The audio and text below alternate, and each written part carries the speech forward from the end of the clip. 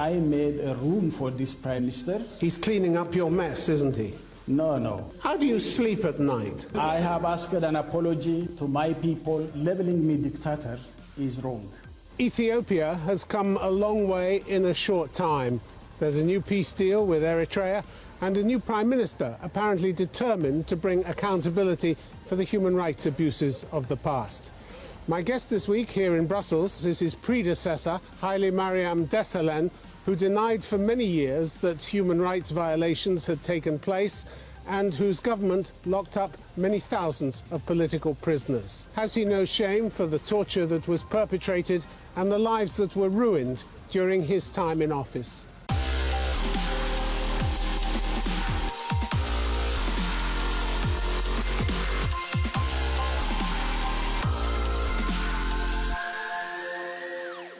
Haile Mariam Desalegn, welcome to Conflict Zone. Thank you so much. Thank you for having me. Ethiopia has a new Prime Minister now, Abiy Ahmed, who took over after you resigned last year.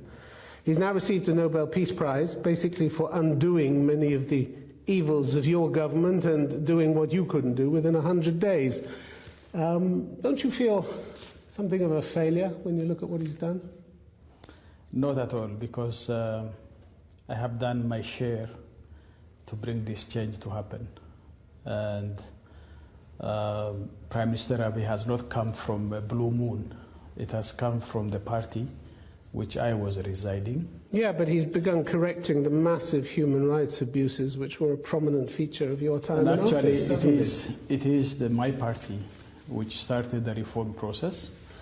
And we said the process should be a deep renewal to the country, basically, but also to the party itself. So I think that is a process which yielded Prime Minister Abiy as Prime Minister. So he continued with the process, the reform agenda that my party and his party. Well, the Nobel Committee cited his achievements as lifting the country's state of emergency, granting amnesty to thousands of political prisoners. For years, you always denied there were any. Scrapping media censorship, legalizing outlawed opposition groups, dismissing military and civilian leaders suspected of corruption. All the things that you failed to do when you were in office. By the way, do you know that 95% of the prisoners been released during my office time? Before I left office and before I resigned. So I think what Abiy did was the remaining 5%, which has to be released. So the decision was the decision of the party, and I took that action before I resigned. How many did you release? Almost all. How many? More than 3,000 or so. Yeah, well, there were many more than 3,000 in jail. Yeah, but it's only young people who recently been arrested, been released, but the main political figures which has been arrested, been released during my term before I resigned. In May this year, the Attorney General filed criminal charges against your former intelligence chief, Getachew Assefa, alleging human rights abuses and corruption. He's gone missing now. Do you know where he went? I don't know. I am not in office now. I have no information. 20 other people were charged with him. He had served until June 2018. He had served you as Prime Minister, who were denying that any human rights abuses were being committed. I think you lack information. You lack evidence. It is my government and my party who admitted that there has been a human rights abuse. You never admitted. You sat year after year in interviews saying, nobody's being mistreated, we have no political prisoners. One after the other, you gave interviews sitting smiling across at the interviewers saying, no, everything's fine here, everybody's fine. You have to understand the way how our party operates. No, I'm understanding the way you operate, which was you lied your head off. Let me finish first. If that's the case, then you know that we have historical issues that we have to understand. That in the first place, this is a party far left. And you know, as Deutsche Welle, when there is a communist mentality and when there is a Marxist mentality, there is a centralism where you don't utter a word after your party decides on issues, even though you have differences as a minority. What are you saying? You just toe the line, whatever it is, because you're too cowardly to say anything about what's really going on? Is that your excuse? That's also misplacing. And the whole thing is that we believed in our party and the government that we need to reform our system, we need to bring about changes, and we need to democratize our country, and because that's a country with a number of interests, and there is an introduction of ethnic mobilized politics, which is very dangerous, and therefore we have decided that we need to go further and deeply in reforming our country. Well, which was something you didn't do. Yeah, I did. One of the first things, well, if you had done that, the Prime Minister, when he came in, Prime Minister Abiy, wouldn't have had to condemn police brutality, pledge to rein in the security services, tackle what he called economic mismanagement, corruption and rights abuses. All of this stemming from your time in office. This is also misplacing, because Prime Minister Abiy has not come from a blue moon. He has been. Doesn't matter where he came from. He was there with us. He's cleaning up your mess, isn't he? No, it's not. He's not cleaning up his messes. He's cleaning up your mess. He's cleaning up the mess you left behind.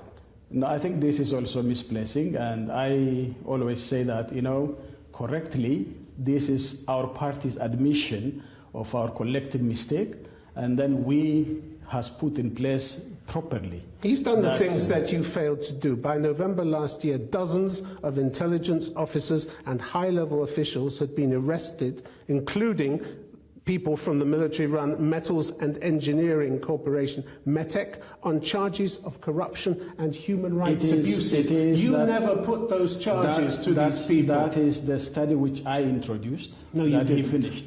You didn't. I did it.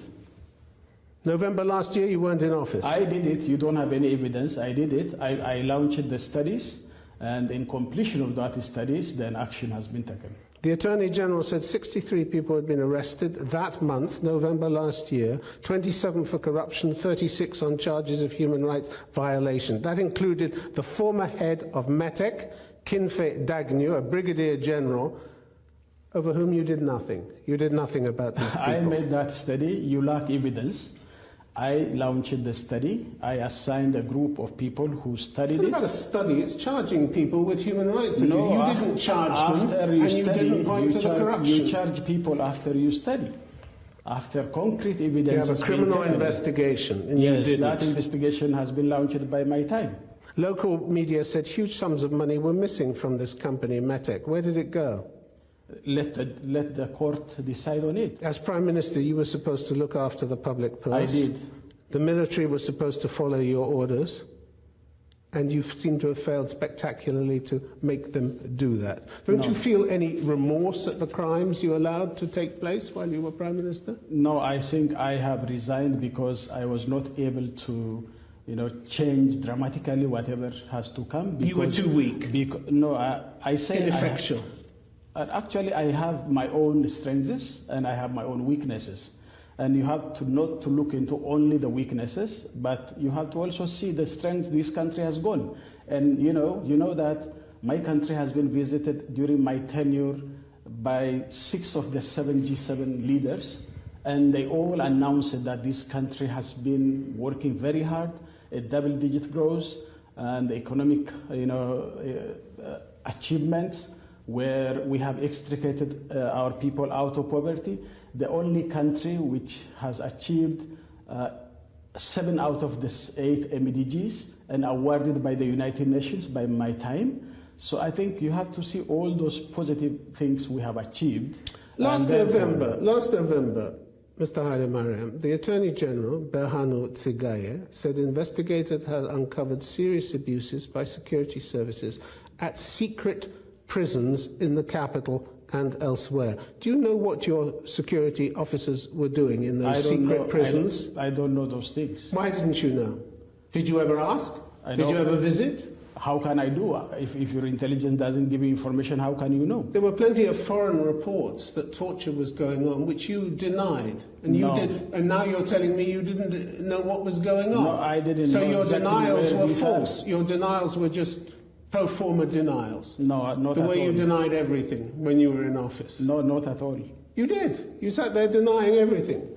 You didn't know what was going on in these prisons. You didn't ask. You weren't interested. What I know is officially we know some of the abuses, and I have taken in my time some of the actions to correct those things. But I didn't know that there are, informal prisons which has been there. The Attorney General said there are people that have been blinded and held in darkness for long periods of time. Others have been left infertile because of blows to their genitals. There are some that had limbs broken. Women have been subjected to gang rape, and men have been sodomized. All this happened under your rule. So I ask you, aren't you ashamed that this was going on under your rule? No, I am ashamed. You're not ashamed. I am ashamed that this happened, but I didn't know those things, and if I knew those things, I would have corrected them. Because this is a very secret things happened. Well, it didn't take long for this Prime Minister to find out what was going on, so obviously he was looking in the right place and you did nothing. You didn't want to look, did you? I made a room for this Prime Minister to act. I struggled very hard to bring him to power, and I did everything I can. You lost control, that's why you gave up. You lost control and the party lost faith in you. That's why you gave up. No, I think you can say that. But you were struggling to control unrest in the country, but you were failing to do that as well. I did it myself. I did it intentionally because I wanted to see that this change should come. So I think this is genuinely what has happened, and I did my best in paving a way for this to happen.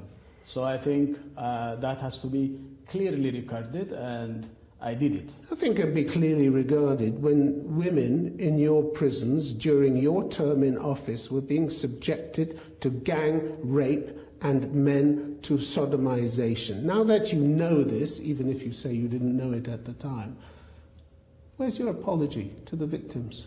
I have already apologized when I resigned, because that's a system which was operating under me. Have you met the victims and apologized personally to them? If there is a need be, I will. You haven't done so, have you? I haven't get those chance, and I will. We have a reconciliation and Truth and Reconciliation Commission established, and as process is going on. How do you sleep at night, knowing that this was going on in your torture centres, carried out by your officials while you were Prime Minister? How do you sleep at night? If I knew, then I say to you that I was there to correct everything in my disposal if I knew it, but I didn't know that. You're said to be a religious man from a family of Pentecostals. Is that right? That's true. How does gang rape and sodomization fit in with your religious values? No, I didn't know. I said, if I knew, it doesn't fit in my values. But you went on denying it in every interview. That's the report I have. No, despite the reports coming in from human rights groups all over the world, which you just rubbished. You said, that's not true, they're outsiders, they're our enemies, don't listen to them. Everything is fine, you said. I think I have never said everything is fine. You said there was no mistreatment. You said there was no mistreatment going on. There is a problem, but I was saying that my report is that it's not to the extent what has been said. That's what I said. But in any case, I have a report which I was giving to the public, which was the case. Let's take another detention centre, Jijiga Central Prison, otherwise known as Jail Ogaden, a regional detention centre in the east of the country, administered in part by your special police. It was closed in August last year. Do you know what was going on there as well? No, I don't know. Why not? You knew the prison existed. You had no curiosity. You had no curiosity, Mr. Haile-Mariam. You didn't want to know what was going on in your jails, did you? No, it's not the case. The regional governments have their own rights, And I think the whole thing is I did my work according to the reports I get from my intelligence and from my sources, and therefore that's what was the case. People reported, there were many of the former prisoners who said they saw people dying in their cells after being tortured by officials in this Ogaden jail, as it was called. What should happen to the officials who carried out this torture? I mean, what should happen to them? They are imprisoned. That's it? Yeah. Just prison sentences? And what should happen to you for turning a blind eye to it?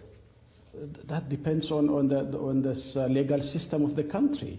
You know, I resigned simply because to take all the responsibilities. But what is extraordinary is that with all the abuses that were carried out while you were Prime Minister, you accepted from the new Prime Minister the nation's highest award for service without even blushing, without any embarrassment whatsoever. Now that you know what was going on while you were Prime Minister, why didn't you give back that award? Why should I? Because I have a number of positive things I have done because you in my failed country. To take control. No, this is one part of it, and that's it's not, a huge that part. It's a huge torture. Is a huge whatever part. I worked in my country. That doesn't explain. That's not the only thing. You know, I have done many good things. There are issues in the system which are a failure, which I initiated to reform and deepen that reform, because I understood that the age of, before my resignation, I understood that there are something going wrong. Therefore, I initiated this reform, and then I have released 95% of those. You were in office for 6 years, and this new Prime Minister has come in and done more for human rights than you did in all the time you were there. It is because I paved the way for him. Really? The US State Department in 2016 published a catalogue of the human rights abuses taking place under your rule, which of course you denied, but they're now known to be true. Arbitrary killings, disappearances, torture, harsh and life-threatening prison conditions, detention without charge. You can enumerate whatever you want, but It's what they said. Yeah. But how can you say that you didn't know what was going on when all these reports were out there pointing to what was going on? Yes, whenever I knew that there are things going wrong, I initiated the reform, and a serious reform and deep reform, and that's the result where the Prime Minister has come into power. You said when you resigned that you wanted to be part of the solution in Ethiopia. How can you be part of the solution when you were so much part of the problem? You know, I become part of the solution because there is a problem. Which you created. You created the atmosphere, the permissive atmosphere in which your security officials believed they could torture, that it was all right to torture, go on torturing, disappearing people, extrajudicial execution. That's not there. You created the atmosphere in which that was possible. I didn't create the atmosphere. So what qualifies you? And the constitutional system has been established, then anyone who's involved within it could be accounted for. But I didn't create this conducive environment for them.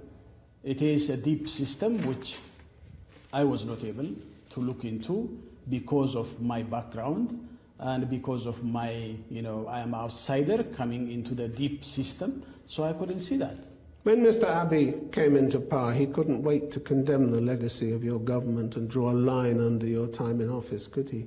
April last year, he said that government, your government, had sanctioned torture of its prisoners and said it had been guilty of state terrorism. He said in Parliament, does the Constitution say anyone who was sentenced by a court can be tortured, put in a dark room? That's true. It doesn't. That's true. That government was his as well, not only mine. You were the Prime Minister. I was the Prime Minister, but he was there also. The buck stopped with you. We collectively decided to reform, including himself. The ultimate responsibility lay with you. Yeah, it is. It is. Why do you try and get out of it? Why do you try and get out of it? That's why I initiated the reform. That's why I initiated the, 1 year taken reform. You initiated reform. You blocked every attempt by the United Nations Special Rapporteur, it should the come UN from us. Human. It should come from us. Every attempt. It should come. So all the reforms should come from us. And the only reason you blocked them from investigating was because you didn't want them to find out what was going on. I did, and I initiated the reform before my resignation a year ago. And that reform is what resulted Prime Minister Abiy to come to power. Hundreds of people were killed. To bring him to power. Hundreds of people were killed under your regime, and you refused to have an independent investigation led by the UN's chief human rights official. If you ask the killings, the last 1.5 years, the number of killings surpassed in 6 years what happened in my term. If you ask for killings, look, that is not the case. So the whole thing is, I initiated this reform and a year ago before my resignation, and I paved the way for the new system. You let some people come in. You say you initiated the reform. You created a regime where people were tortured and disappeared and had their rights taken away from them consistently. Tens of thousands of people, and you denied it time and time again. I have asked an apology to my people that the regime has some abuses of human rights and the deficit in democracy, and that has happened. I still feel that I'm sorry for that, but I initiated for the change to come. That's not much of an apology, is it? That really isn't. That's a half-hearted apology. No, it is not. And I would have not resigned. I could have taken it to the last, as many leaders. You couldn't. The party didn't want you to stay. You lost the faith of the party. No, I haven't lost the security forces. I haven't lost the army. They're being arrested. They're being arrested. And they should have been investigated under your time, and they weren't. If I want to continue as dictators, I could have used everything up to the last of my breath. So you always claimed dictatorship. You always claimed democracy took time. You always said this is a fledgling democracy. It takes time. Exactly. This is what every dictator says when they don't want to give up power. You yourself in Europe, you passed through a number of civil wars before you came to democracy. This is what every dictator says. It's not time. The people aren't ready. You can't hurry these things. It is not one-day show. Even Europe, United States, everywhere in the Western countries, your democracy has taken time. And it has not come in one shot, in one day, in 1 week, in 1 year. It has taken years to mature. That is true. And that will continue. Democracy is building democratic culture. Yeah, and you did everything to slow it down. Mr. Hailemariam, you've never shied away from associations or friendships, either with indicted or convicted war criminals, have you? Do they hold some special fascination for you, these people? Which ones? Like Mr. al-Bashir, the former president of Sudan. In August, you posted a controversial picture on Facebook of you smiling next to Ethiopia's exiled Marxist leader Mengistu Haile Mariam. And then you took it down when there was a huge outcry because this man, of course, was found guilty in absentia of genocide. By the way, I met him incidentally when I was there in Zimbabwe. He was in the president's office when I was there in the president's office. Then I met him and I talked to him. So that's what happened. In any case... And you posted a comment saying, I wish to see more former heads of government and state in my country contributing their parts in different capacity after peaceful transition of political power. No, that was not me. It is the officers there who did it, and I said this is wrong. So you don't want Mr. Mengistu, with his conviction for genocide, to play a part in the new Ethiopia? I think if we go through Truth and Reconciliation Commission, and if he's also given chance to, to apologize, and then anything what the Truth and Reconciliation Commission brings into it, I think that the country needs reconciliation. I have a deep belief that we need reconciliation. What matters is what's not the past, even the future is worrisome. The past matters. Genocide isn't something you just flick away and pretend it didn't reconciliation happen. To my country. Explain to me, please, how a conviction for one of the most serious crimes on the planet would qualify Mr. Mengistu to contribute to the well-being of your country. How would a man with a qualification like that I think it depends on how the A reconciliation conviction for process goes. genocide. A genocide, one of the most serious Even crimes the you can apartheid commit. in South Africa has reconciled. Apartheid isn't genocide, Mr. Hailemariam. Yeah, for you, It's not but genocide. for Africans it is more than genocide. Where is your Truth and Reconciliation Commission? It has been established, and we'll see the result. For you, yes, apartheid is not, but for us it is. So you're quite happy for convicted war criminals to come back to your country and play their part. Good old boys. If Good the old reconciliation boys. procedure allows that, yes. If not, then no.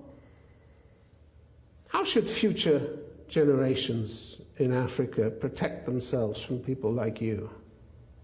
They should democratize their countries. Get rid of dictators like you? I think labeling me dictator is wrong. Is wrong. This is yours. It's not my people's. So I think this is misplacing again. This is rude from your side. Hailemariam Desalegn, thank you very much for being on Conflict Zone. Thank you so much. Thank you.